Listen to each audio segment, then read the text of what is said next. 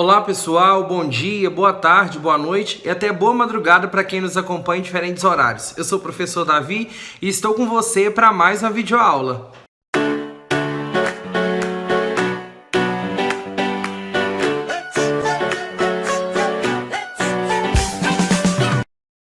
Hoje vamos continuar estudando as diretrizes curriculares nacionais para a educação das relações étnico-raciais e a história da cultura afro-brasileira e africana.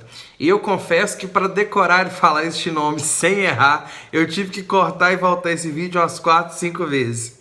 Mas vamos continuar, que é o importante. Na última aula, nós já fizemos uma leitura e uma análise da parte introdutória e hoje nós vamos estudar a segunda parte introdutória, que é o último capítulo, antes de conhecermos as proposições. Estamos agora vendo o que embasa, as discussões que embasam a construção dessas diretrizes e nesta segunda aula sobre essas diretrizes continuaremos estudando as justificativas e os motivos pelos quais é necessário construírem-se diretrizes que favoreçam o ensino de cultura afro-brasileira nas escolas, ok? Vamos lá para o nosso arquivo, na parte que trata educação das relações étnico-raciais. Este capítulo, ele trata mais profundamente das relações étnico-raciais e educação nesse contexto. É importante lembrar, quando falamos de étnico-racial, dos conceitos apresentados na aula anterior. Etnia refere-se ao conjunto de costumes, hábitos e origem, e raça refere-se à questão biológica, ao formato físico, à formação dos ossos, os olhos, pele, cabelo, é questão biológica que refere-se à raça. Porém, numa discussão tão ampla e complexa como esta, que visa superar uma visão racista, uma visão separatista, é preciso entender que esses conceitos eles vão além dessa pura definição científica. E é claro que a gente precisa lembrar também que quando nós falamos de raça, é preciso entender que a espécie humana ela não possui subdivisões. Por exemplo, e se eu estiver errado, os professores de biologia até me perdoem aí. A espécie canina, ela é subdividida em várias raças. Nós temos diferentes raças de cães que possuem tamanhos diferentes, estrutura óssea diferente, que tem assim, possuem mudanças extremamente diferentes.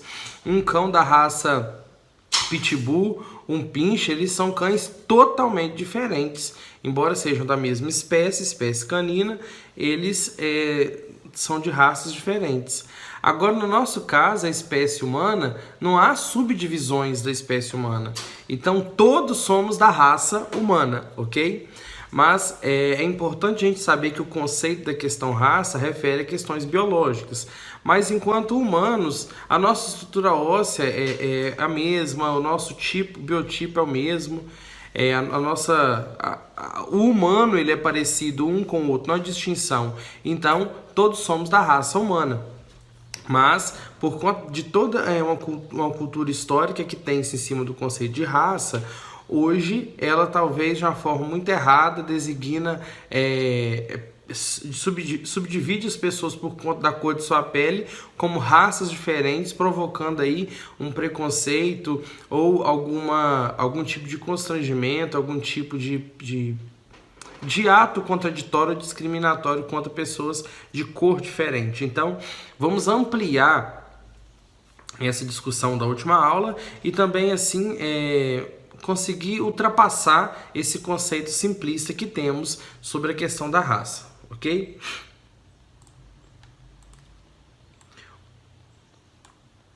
Beleza. O sucesso das políticas públicas de Estado, institucionais e pedagógicas visando as reparações, reconhecimento e valorização da identidade, da cultura e da história dos negros brasileiros depende.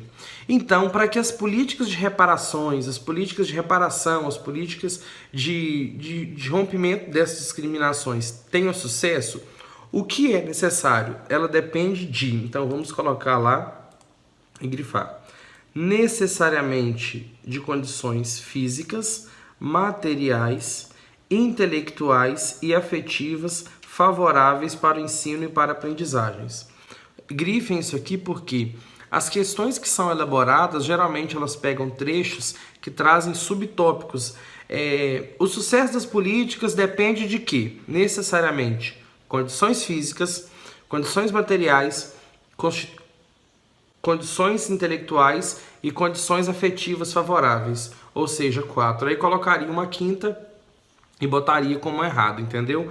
Então sempre é bom grifar, e quando você estudar qualquer material, se tiver alguma coisa que divide razões, motivos, objetivos em vários, assim, mais de um, se você grife e separe. Em outras palavras, todos os alunos negros e não negros, bem como seus professores, precisam sentir-se valorizados e apoiados. Também pode perguntar sobre tudo isso e o que isso quer dizer. Quer dizer que todos os alunos negros e não negros, bem como seus professores, precisam sentir-se valorizados e apoiados. Depende também, de maneira decisiva, da reeducação das relações entre negros e brancos, o que aqui estamos designando como relações étnico-raciais, ou seja, a relação entre todas as pessoas de diferentes culturas, de diferentes origens. Então, essa relação entre brancos, negros, de pessoas de diferentes origens, elas são chamadas, aqui nesse contexto, de relações étnico-raciais. Depende o quê? O sucesso dessas políticas de trabalho conjunto de articulação entre processos educativos escolares, políticas públicas, movimentos sociais, visto que as mudanças éticas, culturais, pedagógicas e políticas nas relações não se limitam à escola. Então, embora este documento esteja referindo-se à educação, temos que entender que isso é um conjunto de ações que vai além da escola, porque toda essa luta para o rompimento dessas ações discriminatórias vão além da escola. Agora, vamos discutir então novamente a questão da etnia e raça sob uma ótica das relações étnico-raciais e da luta, da busca pela superação de qualquer forma de discriminação. É importante destacar que se entende por raça a construção social forjada nas tensas relações entre brancos e negros, muitas vezes simuladas como harmoniosas, nada tendo a ver com o conceito biológico de raça cunhado no século XVIII e hoje sobejamente superado. Ou seja, é importante que a gente lembre que esse conceito de que raça separa brancos e negros, isso é algo que foi superado, é algo que tem se superado, de que as pessoas possuem raças diferentes e só porque um é branco, o outro é indígena, o outro é amarelo, o outro é pardo, o outro é negro, eles são de raças diferentes. Então, é muito importante a gente entender que essa questão biológica na nossa cultura, entre os humanos, isso é algo que já foi superado, vai além de uma simples visão de separação biológica. Cabe esclarecer que o termo raça é utilizado com frequência nas relações sociais brasileiras para informar como determinadas características físicas, cor de pele, tipo de cabelo, entre outras, influenciam e interferem e até mesmo determinam o destino e o lugar social dos sujeitos no interior da sociedade brasileira. Ou seja, hoje esse termo é utilizado muito para evidenciar a forma como a cor dos olhos, a cor da pele, a textura dos cabelos, os traços da pessoa, como essas questões biológicas talvez dos humanos tem interferido nas relações sociais no lugar em que as pessoas estão sendo colocadas na sociedade. Tem sido utilizada para demonstrar que essas características têm influenciado a organização social e até mesmo o lugar que negros e pardos ocupam na sociedade. Contudo, o termo foi ressignificado pelo movimento negro que em várias situações o utiliza com o sentido político e de valorização do legado deixado pelos africanos. Ou seja, o termo raça, hoje ressignificado nesse contexto, ele traz todo o conjunto de história, cultura, o conjunto de significações que o movimento negro trouxe, valorizando a sua cultura, a sua origem e a sua descendência.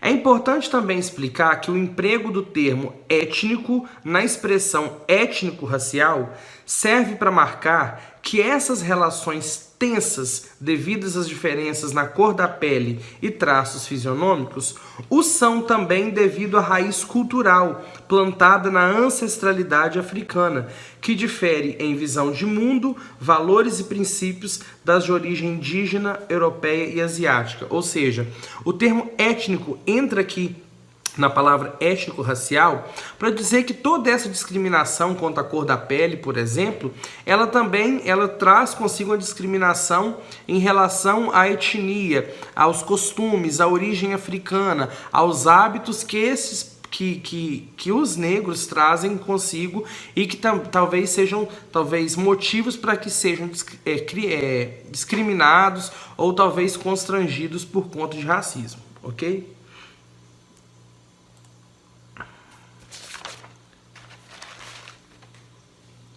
Vamos lá. Vamos falar sobre preconceito. Os diferentes grupos, em sua diversidade, que constituem o movimento negro brasileiro, têm comprovado o quanto é dura a experiência dos negros de ter julgados negativamente seu comportamento, ideias e intenções antes mesmo de abrirem a boca ou tomarem qualquer iniciativa. Tem eles insistido no quanto é alienante a experiência de fingir ser o que não é para ser reconhecido, do quão dolorosa pode ser a experiência de deixar-se assimilar por uma visão de mundo que pretende impor-se como superior e, por isso, universal e que os obriga a negar a tradição do seu povo. Aqui há uma crítica dura ao preconceito que os negros sofrem de, em muitas situações, nem abrirem suas bocas, terem nenhuma ação, nem emitirem opinião e assim já serem julgados.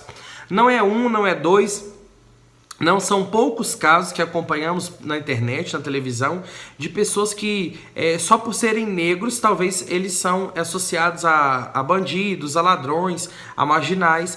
Vi recentemente um vídeo de uma lanchonete em que um rapaz era negro e chegou na lanchonete, estava parado na fila. E o cara que estava à sua frente, era um senhor branco com a sua família, tirou a arma e começou a questionar o rapaz negro, sendo que ele não estava ali fazendo nada, mas por ser negro gerou esse preconceito. Então, o grupo de negros, o grupo de pardos envolvidos nessa luta e nessa busca pela superação de ações como essas, questionam isso mesmo, porque às vezes eles são julgados por coisas que eles nem fizeram, por ações que eles nem chegaram a fazer, e antes mesmo de omitirem a opinião e de se exporem, eles são julgados simplesmente pela condição que eles têm, e por isso, às vezes, muitos negros são obrigados a talvez aceitar uma cultura dominante que é imposta a eles como superior, como verdade. E isso é sofrido, e é a busca por essa superação que políticas como esta têm se dedicado. Continuando. Agora vamos para um ponto muito importante aqui da nossa leitura. Para reeducar as relações étnico-raciais no Brasil, é necessário. Então, é questão também, tá? E é importante grifar e anotar. O que é necessário para reeducar as relações étnico-raciais no Brasil? Fazer emergir as dores e medos que têm sido gerados. Ops, eu pus por cima aqui. Espera aí que eu vou apagar. Beleza, me perdoem. É necessário fazer emergir as dores e medos que têm sido gerados. Então, aqui a gente tem uma pergunta e uma resposta. Para que essas relações de etnia e raça sejam reeducadas no Brasil, é preciso trazer à tona todo o medo e toda dor que essas relações têm provocado naqueles que são discriminados. Outra coisa, é preciso entender que o sucesso de uns tem preço na marginalização e da desigualdade impostas a outras, e então decidir que sociedade queremos daqui para frente. Então, outro ponto que é necessário é entender que Às vezes o sucesso de um depende da marginalização e da desigualdade que é imposta a outros por conta de raça, por conta da sua cor.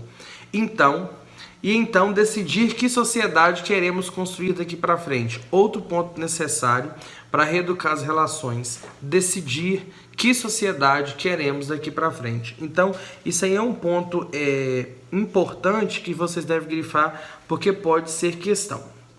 Os descendentes de mercadores de escravos, dos senhores de ordem, não têm hoje de assumir a culpa pelas desumanidades provocadas por seus antepassados. Então, se a pessoa é descendente dos senhores de escravos, dos mercadores que contrabandeavam e comercializavam pessoas, eles não são culpados pela desumanidade de seus antepassados. Porém, têm eles a responsabilidade moral e política de combater o racismo, as discriminações e, juntamente com os que vêm sendo mantidos à margem, os negros, construir relações raciais e sociais sadias, em que todos cresçam e se realizem enquanto seres humanos e cidadãos. Não fossem por essas razões, eles teriam de assumir pelo fato de usufruírem do muito que o trabalho escravo possibilitou ao país. Ou seja, aquelas pessoas cujos seus antepassados escravizaram, venderam, comercializaram negros, elas não são culpadas e não devem levar a culpa por seus antepassados. Porém, devem ter um compromisso com a superação dessas desigualdades de combate ao racismo. Por quê? Se eles não fossem capazes de fazer isso, é possível até pensar que eles também têm um pouco de culpa ou de responsabilidade, porque eles hoje usufruem de muitos bens e riquezas construídos com base no trabalho escravo e no trabalho objetizado dessas pessoas e desses seres humanos. Então, é necessário que eles também contribuam, eles têm uma obrigação moral por contribuir com a construção de políticas que eliminem o racismo e superem qualquer forma de discriminação. Assim sendo, a educação das relações étnico-raciais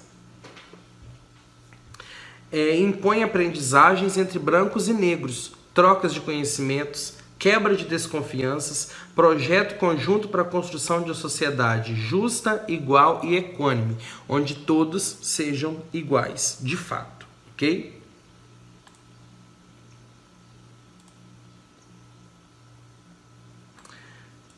Combater o racismo, trabalhar pelo fim da desigualdade social e racial, empreender reeducação das relações étnico-raciais não são tarefas exclusivas da escola, ok? Vamos agora ampliar essa análise. As formas de discriminação de qualquer natureza não têm o seu nascedouro na escola, porém, o racismo, as desigualdades e discriminações correntes nas sociedades perpassam por ali. Para que as instituições de ensino desempenhem ao contento o papel de educar, é necessário que se constituam em espaço democrático de produção e divulgação de conhecimentos e de posturas que visam a sociedade justa. Tá aqui embaixo aqui acho que dá para vocês lerem ainda, ok? Então vamos lá. A escola, ela não é culpada e não é a origem de todas essas formas de preconceito e discriminação, ok? Ela não é. Porém, nós sabemos que muitas dessas injustiças, elas passam pela escola, elas passam por lá. E nós, como professores, nós reconhecemos que muitas dessas situações acontecem entre os alunos, a gente vê acontecendo ali. Mas para que a escola desempenhe um papel efetivo e cumpra de fato com a sua função, é necessário que as escolas se façam um espaço democrático de produção de conhecimentos e de posturas que visem uma sociedade justa. Para que a escola supere o preconceito, supere qualquer forma de discriminação, é necessário que ela produza conhecimento e trabalhe de forma que os alunos visem uma sociedade justa e igual para todos, ok? A escola tem papel preponderante para a eliminação das discriminações e para a emancipação dos grupos discriminados. ao proporcionar acesso aos conhecimentos científicos, a registros culturais diferenciados, a conquista de racionalidade que rege as relações sociais e raciais, a conhecimentos avançados indispensáveis para a construção e conserto das nações como espaços democráticos e igualitários. Ou seja, a escola tem um papel fundamental ao trabalhar e desenvolver uma educação que forneça a todos os alunos negros e brancos fontes necessárias para aprender de tudo, sobre tudo, a pensar, questionar, refletir e conhecer as diferenças presentes na nossa sociedade. Rapidamente, mais uma parte aqui. Para a escola obter êxito, ela não pode improvisar, não pode fazer de qualquer maneira. Tem que desfazer a mentalidade racista e discriminadora secular, superando o etnocentrismo europeu, ou seja, botando no centro de tudo a cultura branca, a cultura europeia, como se fosse verdade absoluta e o centro de todas as coisas. Reestruturando relações étnico-raciais e sociais, desalienando processos pedagógicos, ou seja, fazendo com que processos sejam desalienados, igual uma péssima cultura que tínhamos antigamente, há alguns anos, e quando eu era criança. Eu lembro que as escolas, quando se dava um desenho de uma criancinha para pintar, a maioria era uma criança branca e o cabelo era amarelinho. É algo assim que estava alienado à nossa cultura. Então, assim, é preciso romper com essa etnocentria europeia para que a gente possa superar e avançar enquanto escola.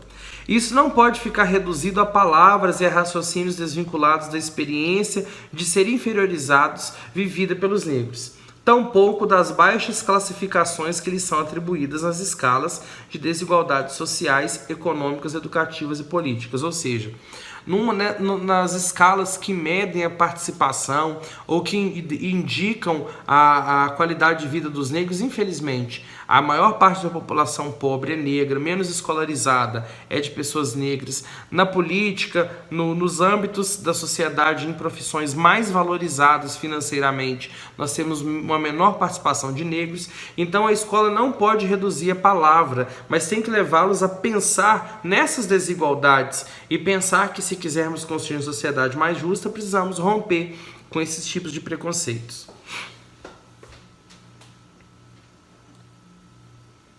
Vamos lá, continuando. Ponto importante aqui, até para a questão. Temos, pois, pedagogias de combate ao racismo e discriminação por criar. É claro que há experiências de professores e de algumas escolas ainda isoladas, que muito vão ajudar. Então, ainda é preciso criar muita coisa em relação ao combate ao racismo e o combate à discriminação. Para empreender a construção dessas pedagogias, é fundamental que se desfaçam alguns equívocos. Vamos lá. Alguns equívocos hoje estão presentes na sociedade e é necessário superá-los. Vamos ver alguns aqui e tentar desconstruir esses equívocos ou esses mitos acerca desse tema. Um deles diz respeito à preocupação de professores no sentido de designar ou não seus alunos negros como negros ou como pretos, sem ofensas. Então muitos professores talvez ficam naquela dúvida, como que eu falo? Negro, preto, eu posso falar preto, posso falar negro, como que eu vou fazer isso sem ser ofensivo, sem ofender? Em primeiro lugar, é importante esclarecer que ser negro no Brasil não se limita às características físicas. Trata-se também de uma escolha política, por isso, quem assim se define, ou seja, é negro quem se define negro.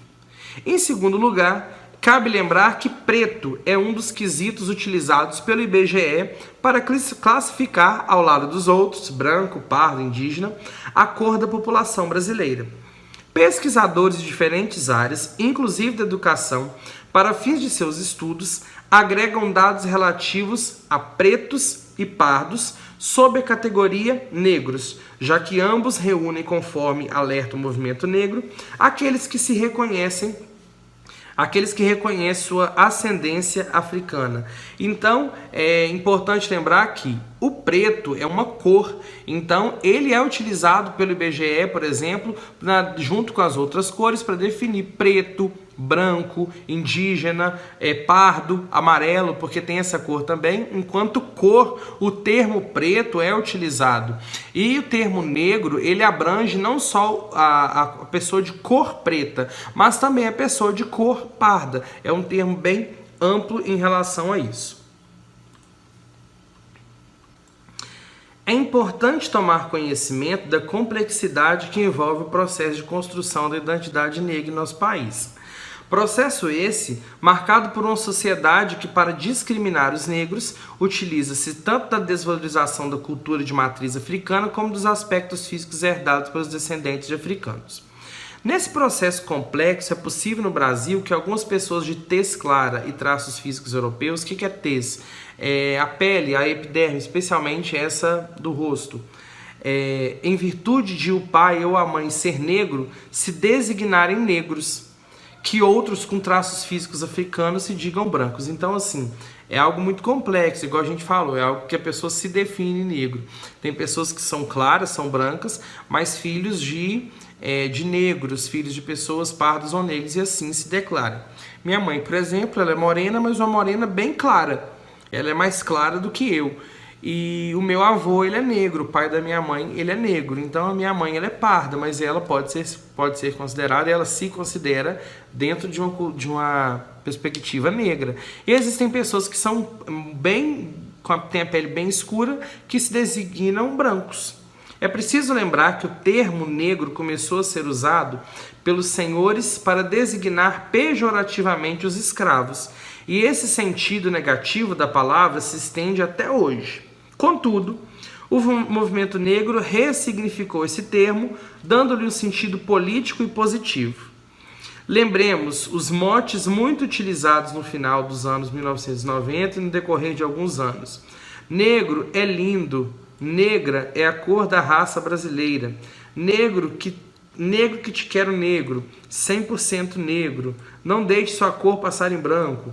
Este último utilizado na campanha do censo de 1990. Então, embora esse termo tenha surgido de uma forma pejorativa pelos senhores ao designarem as pessoas, ele foi ressignificado ao longo dos anos para dar orgulho a um povo que tem sofrido por conta de sua cor, por conta da cor da sua pele, mas que hoje luta pela superação dessas formas de discriminação, ok?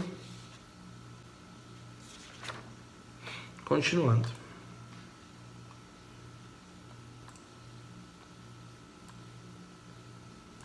Outro equívoco a enfrentar é a afirmação de que os negros se discriminam. Nós falamos do primeiro equívoco. O que é que os professores têm de saber como que vão falar? Vai chamar o aluno de preto, cor preta, ou então o aluno é negro que eu falo, com medo sim de ofender. Outro equívoco é a afirmação de que os negros se discriminam entre si e que são racistas também.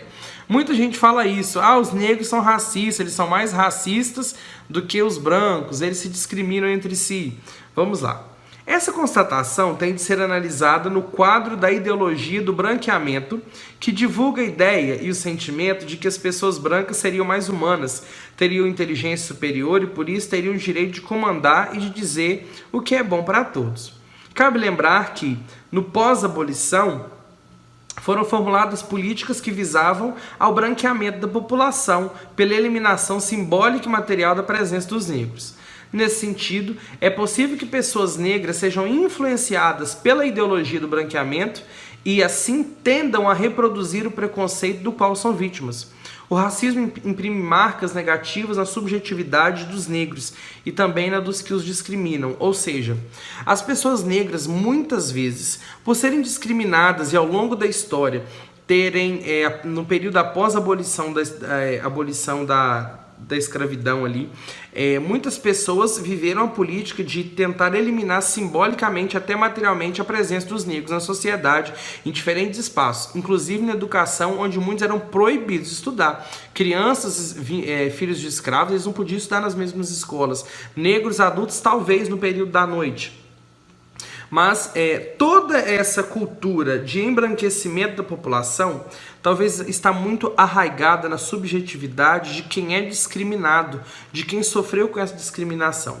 Então, às vezes, o afastamento dos negros não representa uma discriminação, mas talvez o medo e essa influência que eles trazem, mesmo que desvelada, dessa ideologia que perpetuou-se durante os 500 anos aí de história do país. Então, talvez seja reflexo, eles mesmos com medo, constrangidos ou temendo qualquer forma de discriminação, talvez não tenham autonomia e liberdade para avançarem ou talvez para buscarem mais lugar no espaço. Então as pessoas que agem assim nem sempre estão discriminando a si mesmos, mas trazendo talvez um pouco dessa cultura de embranquecimento discriminatória dentro da sua subjetividade, dentro do seu intelecto, ok? Outro equívoco a ser superado. Mais um equívoco a superar é a crença de que a discussão sobre a questão racial se limita ao movimento negro e a estudiosos do tema e não à escola. Então muita gente pensa que só os negros do movimento negro, os estudiosos que vão discutir a questão da discriminação, do racismo. A escola, enquanto instituição social responsável por assegurar o direito da educação a todo e qualquer cidadão, deverá se posicionar politicamente, como já vimos, contra toda e qualquer forma de discriminação. A luta pela superação do racismo e da discriminação racial é tarefa de todo e qualquer educador, independente do seu pertencimento étnico-racial, crença religiosa ou posição política. O racismo, segundo a Constituição brasileira, é crime inafiançável e isso se aplica a todos os cidadãos e instituições, inclusive a escola. Então a escola também tem seu papel fundamental, professores têm um papel muito importante nesse processo. Racismo é crime, então enquanto educadores precisamos buscar todas as formas possíveis de superação do racismo. Continuando. Outro equívoco a esclarecer é de que o racismo, o mito da democracia racial e a ideologia do branqueamento só atingem os negros. Enquanto processos estruturantes e constituintes da formação histórica e social brasileira, estes estão arraigados no imaginário social e atingem negros, brancos e outros grupos étnico-raciais. As formas, os níveis e os resultados desses processos incidem de maneira diferente sobre os diversos sujeitos e interpõem diferentes dificuldades nas suas trajetórias de vida escolar e social. Por isso, a construção de estratégias educacionais que visem ao combate do racismo é uma tarefa de todos os educadores, independentemente do seu pertencimento étnico-racial. Então, pensar que toda essa questão de racismo, de ideologia do branqueamento atinge só os negros, isso é um equívoco também. Todas as pessoas são atingidas e nem sempre só negros são alvo de racismo por conta de sua cor, por conta das suas características pessoais. Então, toda esse trabalho, esse erro, né, de discriminação, toda essa ideologia errônea que se tem das pessoas por conta de sua cor, isso não atinge somente negros, atinge pessoas de outros grupos étnico-raciais. Então, por isso, a escola tem um papel fundamental de combater qualquer forma de discriminação. Todas as formas de discriminação, embora cada pessoa seja afetada, cada grupo seja afetado de uma forma diferente por conta dessa discriminação. Vamos falar ainda das pedagogias que nós falamos serem necessárias criar. Pedagogias de combate ao racismo e à discriminação elaborada com o objetivo de educação das relações étnico-raciais positivas tem como objetivo, ou seja, as pedagogias que nós falamos que são necessárias, as pedagogias que precisam ser formuladas, elas têm que objetivo? Fortalecer entre os negros e despertar entre os brancos a consciência negra. Entre os negros, poderão oferecer conhecimentos e segurança para orgulharem-se da sua origem africana. Para os brancos, poderão permitir que identifique as influências, a contribuição, a participação e a importância da história e da cultura dos negros no seu jeito de ser, viver, de se relacionar com as outras pessoas, notadamente as negras. também farão parte de um processo de reconhecimento por parte do Estado, da sociedade e da escola, da dívida social que tem em relação ao segmento negro da população, possibilitando a tomada de posição explícita contra o racismo e a discriminação racial e a construção de ações afirmativas nos diferentes níveis de ensino da educação brasileira. Ou seja, é preciso a educação construir meios para que os negros sintam-se valorizados e tenham orgulho de sua origem, daquilo que eles são. E que os brancos, por sua vez, reconheçam a importância que eles têm na nossa sociedade, no modo de vestir e muitas coisas que talvez fazem parte do cotidiano dos brancos, mas que têm origem e raiz africana na cultura e nos costumes dos negros. Então, a escola pode trabalhar nesse sentido, para que ações afirmativas sejam construídas em todos os níveis educacionais na busca da superação da discriminação racial. Ok? Finalizando essa parte, vamos lá para a última parte aí. Tais pedagogias precisam estar atentas para que todos, negros e não negros, além de ter acesso a conhecimentos básicos tidos como fundamentais para a vida integrada da sociedade, exercício profissional competente e recebam formação que os capacite para forjar novas relações étnico-raciais. Eu não gosto desses documentos oficiais, desses livros que a gente estuda às vezes, que são frases tão grandes que são mais confusas do que esclarecedoras, ok? Deixa eu só riscar aqui a parte que seria legal para a gente ler, reescrevendo aqui. Tais pedagogias precisam estar atentas para que todos recebam formação que os capacite para forjar novas relações étnico-raciais. Isso aqui a gente consegue resumir. Tais pedagogias precisam estar atentas para que todos recebam formação que os capacite para forjar novas relações étnico-raciais, sejam capazes de construir novas relações, superando as velhas e discriminatórias relações anteriores. Para tanto, há a necessidade, como já vimos, de professores qualificados para ensino das diferentes áreas de conhecimentos, e, além disso, sensíveis e capazes de direcionar positivamente as relações entre pessoas de diferentes pertencimento étnico-racial, no sentido do respeito e da correção de posturas, atitudes, palavras preconceituosas. Daí, a necessidade de se insistir em investir para que professores, além de sólida formação na área específica de atuação, recebam formação que os capacite não só a compreender a importância das questões relacionadas à diversidade étnico-raciais, mas a lidar positivamente com elas e, sobretudo, criar estratégias pedagógicas que possam auxiliar a reeducá-las. Ok? Então, para que os professores possam construir um trabalho genuinamente alinhado às relações e educação para as relações étnico-raciais, é muito importante que, além da formação básica, eles tenham uma formação voltada para essa questão das diferenças de um trabalho da diversidade étnico-racial, ok? Então, como diz aqui o documento, até aqui foram apresentadas orientações que justificam e fundamentam as determinações que vamos estudar agora, beleza? Porém, nós vamos estudá-las no próximo vídeo. Por enquanto é só. Um grande abraço e até mais, pessoal!